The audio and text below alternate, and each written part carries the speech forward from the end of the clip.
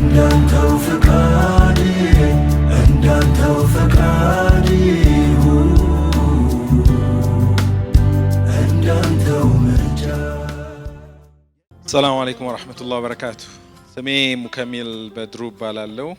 እንግዲህ ሚንበሮችን ለዚህ ትልቅ ቀን ሀሳቤን ሼር እንዳደርግ ስለጋበዙኝ ላመሰግናቸው ፈልጋለሁ። በዚሁ እንኳን ደስ አላችሁ ማለትም ፈልጋለሁ። ምክንያቱም 5 ዓመት አንድን ተቋም አቋቁሞ ከሆነ ደረጃ ወደ ሆነ ደረጃ ማድረስ ቀላል ጉልበት ቀላል ኤፈርት የሚጠይቅ ስላልሆነ ኮንግራቹሌሽን እንኳን ደስ አላችሁ ማለት ፈልጋለሁ።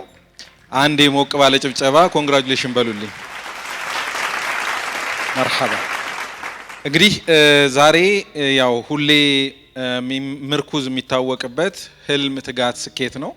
የህልም ፓርቱን 15 ወይም 20 ደቂቃ ወስጄ የታየኝን ሀሳብ ማስተላለፍ ፈልጋለሁ። እንግዲህ ንግግሬን 3 ነገር ላይ ባደርግ ደስ ይለኛል። አንደኛው ህልም ምን ማለት ነው የሚለውን አሁን ከደረስኩበት ወረቀቶች ወይም መጽሐፎች የሚሉት እንዳለ ሆኖ እኔ የምረዳበትን ሀሳብ ሼር ማድረግ እፈልጋለሁ። ህልም ለምን ያስፈልገናል የሚለው ሌላኛው ሁለተኛው ሀሳቤን ማጋራት እንፈልግበት ነጥብ ነው። የመጨረሻው ደግሞ ህልማችን እንዴት ነው እንደ ማህበረሰብ። እንግዲህ አንድ ሰው ግለሰብ ይሆናል፣ ቤተሰብ እያለ ማህበረሰብ። እኛ ሙስሊሞች እዚህ ሀገር ውስጥ የምንኖር ኮሚኒቲ ተብለን ልንገለጽ ማህበረሰብ ተብለን ልንገለጽ የምንችል ኮሌክቲቭ ወይም ስብስቦች ነን። ከዛ አንፃር ህልሞቻችን ምን ይመስላሉ? ሌላኛው ደግሞ እዚህ ያላችሁ ተሳታፊዎች ግለሰቦች ናችሁ። ከግለሰብ አንፃር ህልም እንዴት ይታያል የሚለው ላይ የመጨረሻ ሀሳቤን አድርጌ ጨርሳለሁ ማለት ነው። እንግዲህ ህልም እኔ ባየሁትና በደረስኩበት ሰምሃው አንድ ሰው መጨረሻ ላይ ሊያሳካው የሚችል አንድ ስብስብ አንድ ማህበረሰብ መጨረሻ ላይ ሊያሳካው የሚፈልገው ጉዳይ ማለት ነው ብዬ ነው የምወስደው። በዛ ሂደት ውስጥ ግን ምናልባት መጨረሻ ላይ የምንደርስበት ብለን አንድ ነገር ካስቀመጥን ሊደርስ የሚችል ሰው አለ፣ ላይደርስ የሚችል ሰው አለ፣ ሊደርስ የሚችል ማህበረሰብ አለ፣ ላይደርስ የሚችል ማህበረሰብ አለ። ስለዚህ በሂደት በተረዳሁት እኔ ህልምን አቅጣጫ በሚል ማስቀመጥ እመርጣለሁ። ህልመኛ የሆነ ግለሰብ፣ ህልመኛ የሆነ ሰው፣ ህልመኛ የሆነ ማህበረሰብ ቢያንስ ህልም አለው ብሎ ለማለት አቅጣጫውን የለየ ማህበረሰብ፣ አቅጣጫውን የለየ ግለሰብ ነው የሚለው የህልም ትርጓሜ ብዙ ሴንስ ይሰጠኛል ወይም ስሜት ይሰጠኛል። ካየኋቸው ከሂደት አንድ 20 ዓመት ኤክስፒሪየንስ በመነሳት ህልምን ከአቅጣጫ ጋር አያይዘዋለሁ። እንግዲህ ህልምን ከአቅጣጫ ጋር አያይዘዋለሁ ያልኩት ቅድም እንዳልኳችሁ ህልም የምንለውን ነገር የሆነ በጣም ከፍ አድርገን ሰቅለነው ብዙ ጊዜ እንደሚወራው አይነት ካደረግነው ተጨባጭ ላይሆን ይችላል።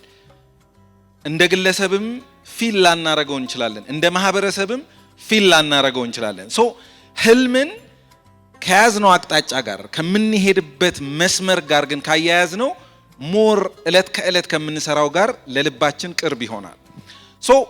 ህልም የሌለው ግለሰብ፣ ህልም የሌለው ማህበረሰብ ለኔ አማርኛው ቃል ሊከብድ ይችላል፣ ኦርዲነሪ የምንለው ወይም የተለመደ አይነት ሂደትን የሚሄድ ግለሰብና ማህበረሰብ ነው ብዬ ነው ማስበው። ለምሳሌ አንድ ሰው ይተኛል፣ ይነሳል፣ ይሰራል፣ ይበላል፣ ይጠጣል፣ መልሶ ይተኛል፣ ይነሳል፣ ይሰራል፣ ይበላል፣ ይጠጣል።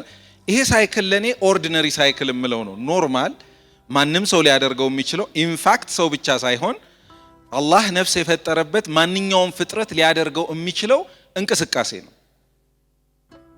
አንበሳን ብንወስድ ያርፋል፣ ይነሳል፣ ያድናል፣ ይበላል፣ ያርፋል፣ ይነሳል። ይሄ ሳይክል አላህ በፈጠረው ፍጥረት ውስጥ በየትኛውም ፍጥረት ውስጥ አለ። ለኔ ህልም ከዚህ ሳይክል ከፍ ያለ ኤክሰርሳይዝ ነው ወይም ተግባር ነው። እንደ ማህበረሰብ እናርፋለን፣ እንሰራለን፣ እንበላለን፣ እንጠጣለን፣ መስጊድ እንሄዳለን፣ እንመለሳለን፣ እናርፍ። ይሄ ለኔ ኦርዲነሪ ወይም ኖርማል የሆነ ኤክሰርሳይዝ ነው። ብዙም ህልመኛ ያልሆነ የግለሰብና የማህበረሰብ ኤክሰርሳይዝ አድርጌ ነው የምወስደው። አንድ ግለሰብ ወይም ማህበረሰብ ኮሚኒቲ ህልም ሊኖረው የሚገባው ህልሙ እጅግ ጠቃሚ ስለሆነ ነው። የተወሰኑ 3-4 ነገሮችን ላንሳና ወደ ዋናው ሜሴጅ እመጣለሁ። ቅድም እንዳልኩት ህልም ሲኖረን አቅጣጫችንን እናቃለን፣ የምንሄድበትን እናቃለን፣ ምን ላይ መረባረብ እንዳለብን እናቃለን።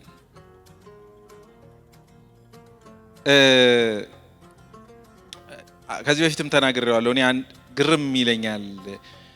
የመጀመሪያ ዲግሪ ተማሪ የነበርኩት የዛሬ 22-23 ዓመት ነውና ተማሪ ሆነን የምንፋለምባቸው ጉዳዮች ነበሩ። ሳወራው ሰምታችሁ ሊሆን ይችላል። የማስታውሰው ፈርስት ዲግሪ ዩኒቨርሲቲ ተማሪ ሆነን እንደ ማህበረሰብ ተማሪ ስንሆን ሙሉ ተማሪ አለ ዩኒቨርሲቲ ውስጥ ያለ ተማሪ፣ ከዛ ውስጥ ግን ሙስሊሞች ብለን ስንል አንድ ኮሚኒቲ ግሩፕ ማለት ነው። ያ ኮሚኒቲ ግሩፕ ከፍሬሽማን እስከመረቅ ድረስ ብዙ ጊዜያችንን ያሳለፍነው፣ የተጨቃጨቅነው፣ ግቢ ጥለን የወጣነው፣ የተከራከርነው 3 ነጥቦች ላይ ነበር። ረመዳን ሲመጣ ለማፍጠር ስለምንቸገር የግል ካፌ ይሰጠን፣ የብቻችን ካፌ ይኑረን። ሁለተኛው ማስታውሰው የሰላት መስገጃ ቦታ ይሰጠን። ሶስተኛው ማስታውሰው ሴቶቻችን በነፃነት ሂጃባቸውን ለብሰው ይማሩ። ማስታውሰው ከፍሬሽማን እስከ ምርቃት እዛ ላይ ስንከራከር፣ ስንጨቃጨቅ፣ በጉልበት ስንነጥቅ፣ ካፌ በጉልበት ነጥቀናል በማስታውሰው ሂደትና አንመልስም ብለናል። በረመዳን ገብተን አንወጣም ብለናል።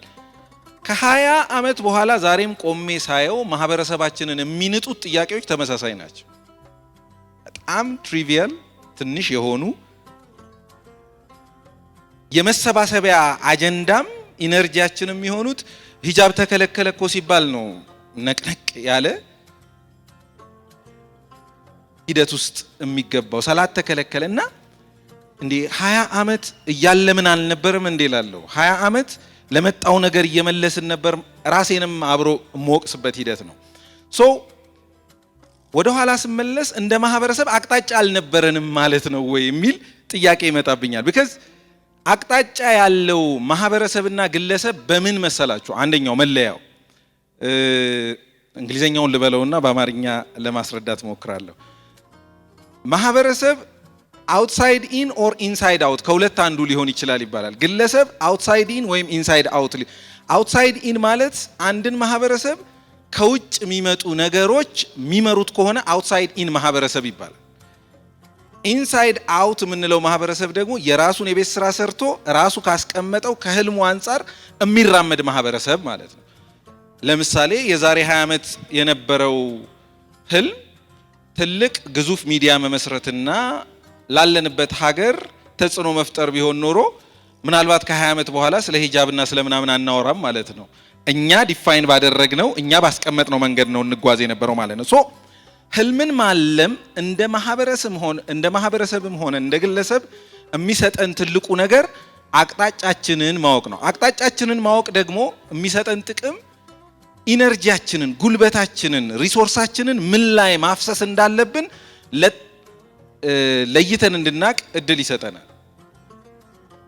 ቅድም ያልኳችሁ እንደ ማህበረሰብ ከ20 ዓመት በኋላ ለሀገር የሚጠቅም የኛን ቫልዩ ልናሳውቅ የምንችልበት የኛን ቫልዩ ልናጋራ የምንችልበት ሚዲያ ብለን ተነስተን ቢሆን አብዛኛው ኢነርጂያችን እዛ ላይ ሊሆን ይችላል እንደ ማህበረሰብ። የት ግን አሁንም ሳየው ይሄ የግል ምልከታዬ ነው፣ ልሳሳት እችላለሁ። እጅግ በጣም ትንንሽ የሆኑ ያኔም የሚረብሹ የነበሩ አሁንም አተ ኮሚኒቲ ሌቭል እነሱን ረብሻዎች እነሱን ኖይዞች ላይ ብዙ ፎከስ ያደረግን ይመስለኛል። ስለዚህ አቅጣጫችንን መለየት ኢነርጂያችንን፣ ጉልበታችንን የት ላይ ማባከን እንዳለብን እንድንለይ ያደርገናል። ያ ደግሞ ሌላኛው ጥቅሙ ደግሞ ይሄንን በምናደርግበት ሰዓት አቅጣጫውን የለየ ህልሙን ለሚያቅ ማህበረሰብም ሆነ ግለሰብ ዓለም ላይ ያለው ሪሶርስ ሀብትም ጊዜ ምን የምንለው ነገር አጋዥ ሆኗል ይባላል። እንደውም ምን ይባላል? a world conspires with those who are prepared ይባላል። ዓለም ከተዘጋጁት ጋር አብሮ ያብራል ይባላል። ለምሳሌ ትላንትና ሚዲያ ላይ ሳይ ባቡል ኸይር እንደው ኮንግራቹሌሽንስ ብላችሁ ብታጨበጭቡላቸው ደስ ይለኛል ለሰሩት ስራ።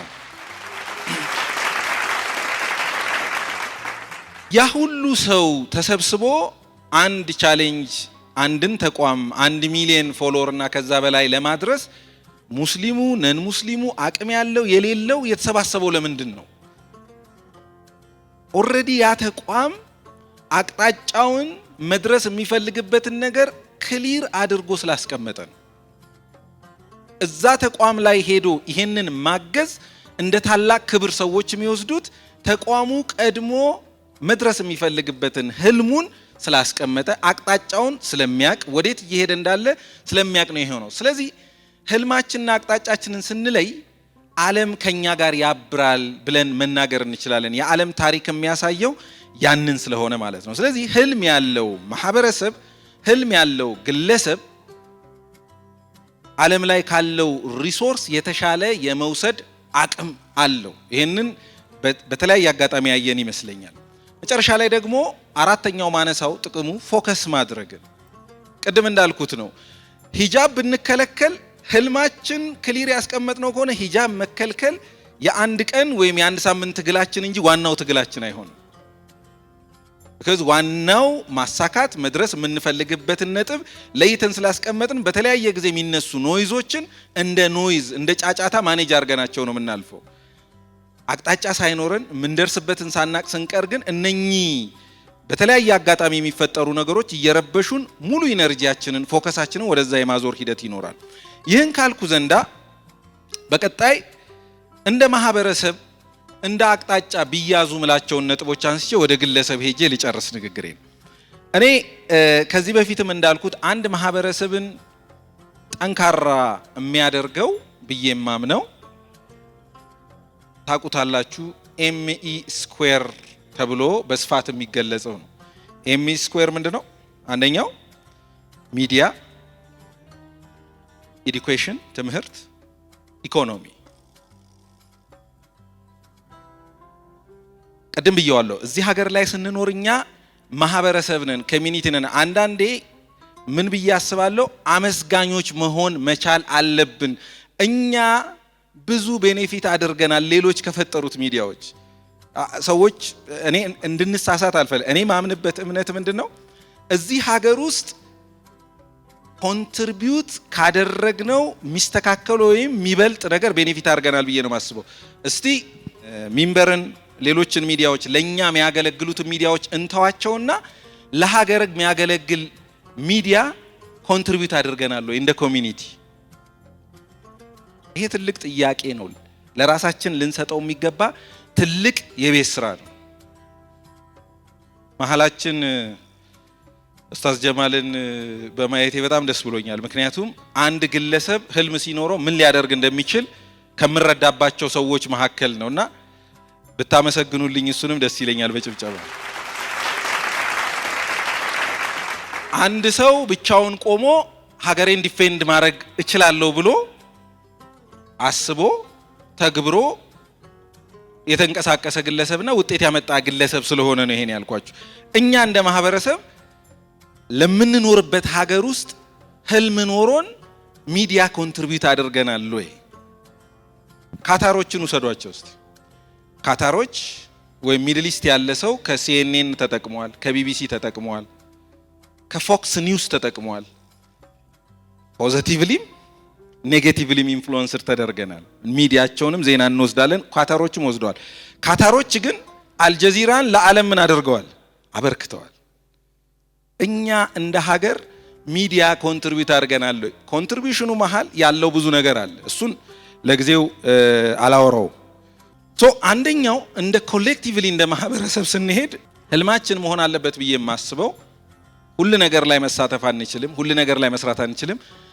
5-10 ዓመት ወደፊት ስንሄድ ለሀገራችን ኢትዮጵያ ልናበረክተው የሚገባ ሚዲያ አለ። ይሄንን ብዙዎቻችሁ እንድታስቡበት ፈልጋለሁ፣ በተለይ ሚዲያ አካባቢ የምትሰሩ ሰዎች። ነምበር 2 ሁለተኛ ኤዱኬሽን። ስለ ኤዱኬሽን ሳወራ ያው መካን ፊት ለፊት ያለች እንግዲህ ሚስ መካንን አስቀምጦ ማውራት አውፍትኛለሽ። ሁለተኛው እንደኔ መንግስት ትምህርት ቤት የተማራችሁ ከዜግነታችሁ ነው የተቋደሳችሁት የወሰዳችሁት። ግን አሁን ብዙውን ኮንትሪቢዩሽን እያደረጉ ያሉት እዚህ ሀገር ላይ ፕራይቬት ስኩል የምንላቸውም የግል ትምህርት ቤቶች ናቸው። በትምህርት ህዝብን ይቀይራል፣ ዓለምን ይቀይራል፣ ሀገርን ይቀይራል። ጉልበቱ ከባድ ነው። እኔ ሙከሚል ገጠር ውስጥ ምኖር ድክ ምል ወጣት ነበርኩኝ።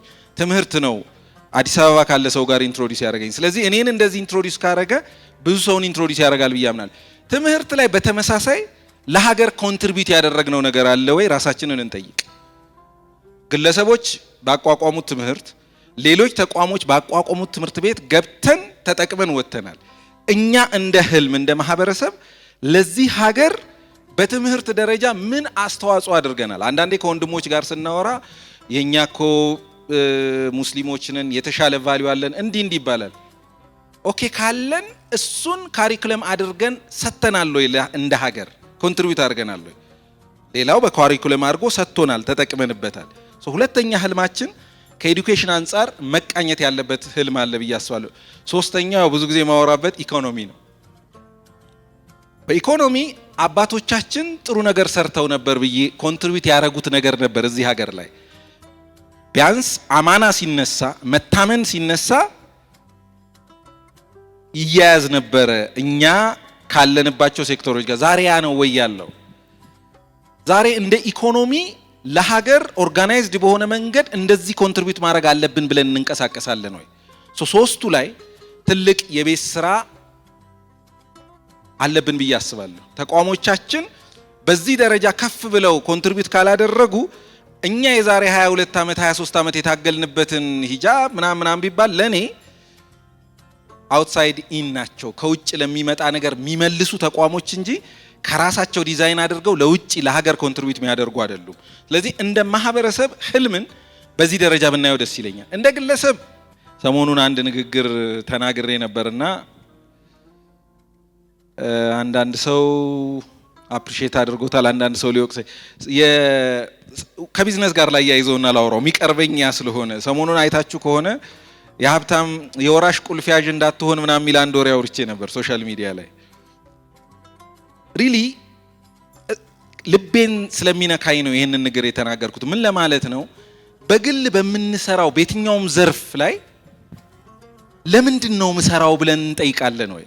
አንድ ሳይመን ሲንክ የሚባል ስታርት አስኪንግ ዊዝ ዋይ የሚል መጽሐፍ አለ። ምናልባት ለሰዎች ከሰጠውት መጽሐፍ ሁለተኛ ወይም ሶስተኛ ደረጃ ነው በብዛት ከሰጠውት መጽሐፍ፣ በጣም የምወደው ነው። ሳይመን ሲንክ ምን ይላል? ጎልደን ሰርክል ወይም ወርቃማው ሰርክል ይልና ሰዎች 3 ደረጃ ላይ ሊሄዱ ይችላሉ ይላል። ዋት፣ ሃው፣ ዋይ። ምን፣ እንዴት፣ ለምን። እና ጎልደን ሰርክል ሚላት ወርቃማዋ ክብ ሚላት አንድ ሰው እንዴትና ምን ከማለቱ በፊት ለምን የሚለውን ለራሱ መመለስ መቻል አለበት። የሚሰራው ስራ ላይ አንድ ሱቅ የሚከፍት ሰው ጠዋት ሄዶ ሱቅ ከፍቶ ማታ ሱቁን ሲዘጋ ለምንድን ነው ሱቅ የሚሄደው? ወላሂ ይሄን ሁላችንም መጠየቅ አለብን።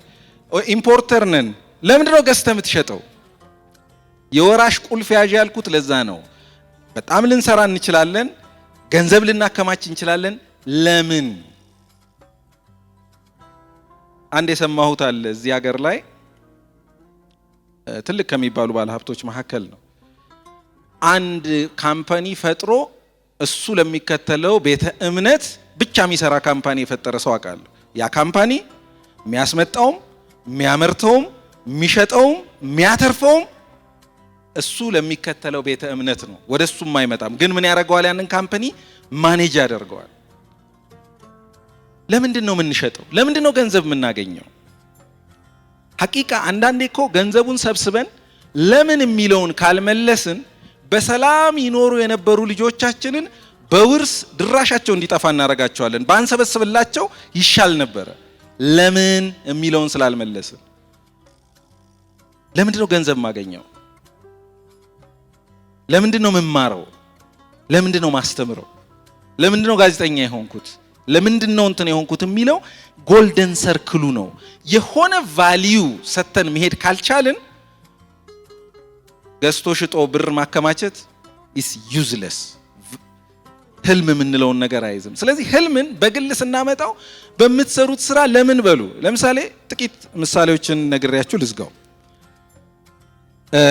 ዓለማችን ላይ አሁን ትልቁ ባለሀብት ኤለን መስክ ይባላል። ታውቁታላችሁ። የቴስላ የሚባለው መኪና በስፋት በሱ ይታወቃል። ይህ ሰው መኪና ለስራ ብሎ አይደለም የተነሳው። ሲነሳ ዓለም አማራጭ የኢነርጂ ወይም የኃይል አማራጭ ሊኖራት ይገባል። አሁን ያለው የአማራጭ ስርዓት ነዳጅ ምናምን ዓለምን እየበከለ ነው። አንድ ግለሰብ ነው የኤሌክትሪክ መኪና ለስራ ከማለቱ በፊት ያንን ነው ዲፋይን ያደረገው። ከዛ በኋላ ሂደቱ በጣም ቀላል ነው። ይሄው ተመሳሳይ ሰው አስቡት ድፍረቱን። ዓለም አንድ ዩኒቨርስ ለምን አንድ ብቻ ትሆናለች? ከአንድ በላይ መሆን አለባት ሲል ስፔስ ኤክስ የሚባል ተቋምን የሰውን ልጅ ከመሬት ወደ ሌሎች ፕላኔቶች የሚወስድ ተቋም ነው የመሰረተው። ያ ብቻ አይደለም፣ ሃይፐርሉፕ የሚባል በፍጥነት በባቡር አንድን ሀገር ከሌላ የሚያገናኝ ፕሮጀክት አለው። ለምንድን ነው ጉዞ ይሄን ያህል ረጅም ጊዜ የሚወስደው? ሽጦ ነግዶ ትርፍ ማግኘት ወይም ገዝቶ ከመሸጥ ቢዮንድ ማገኘው ለምንድን ነው ብለን ስንል ብዙ ነገሮች አእምሯችን ላይ ይፈታሉ። 3-4 ራሳችንን መጠየቅ መቻል አለብን። ምንድነው ኢንድ ጌሙ? ምንድነው ማሳካት የምፈልገው? ምንድነው ስንል የሚማረውም ለምን እንደሚማር ያውቃል፣ የሚነግደውም ለምን እንደሚነግድ ያውቃል። at the end of the day ግን እኔ እንዴት ወስደዋለሁ መሰላችሁ? በዚህ ልዝጋው። ለምሳሌ ወደ ቢዝነስ አድልቼ እሰራለሁ። እኔ የምነግደው የምሰራው ገንዘብ ማግኘት የምፈልገው የማድረግ ነፃነት እንዲሰጠኝ ነው። የማድረግ ነፃነትን ምለው ከዚህ በፊት ብየዋለሁ። ለምሳሌ በሂጃብ አትማሩም የተባሉ ሴቶችን ሰርቼ ገንዘብ ካለኝ አንድ ትምህርት ቤት አቋቁሜ የተሻለ ትምህርት እንዲማሩ ማድረግ ፒሪየድ። የማድረግ ነፃነት።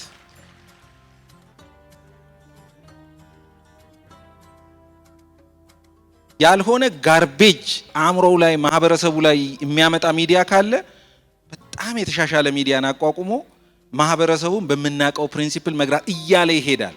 ስለዚህ መጨረሻ ማለት እንፈልገው ምንድነው? ነግዶ ማትረፍ፣ ገንዘብ ማግኘት፣ መማር ምናምን አለ። ከዛ ጠልቀን ለምን why የሚለውን መጠየቅ ይኖርብናል። እንደዛ ሲሆን እንደ ማህበረሰብ ተጽዕኖ የምናሳርፍ ማህበረሰብ መሆን እንችላለን። እንደ ግለሰብ ልዩነት ፈጣሪ ግለሰብ መሆን እንችላለን። አመሰግናለሁ። ሰላም አለይኩም።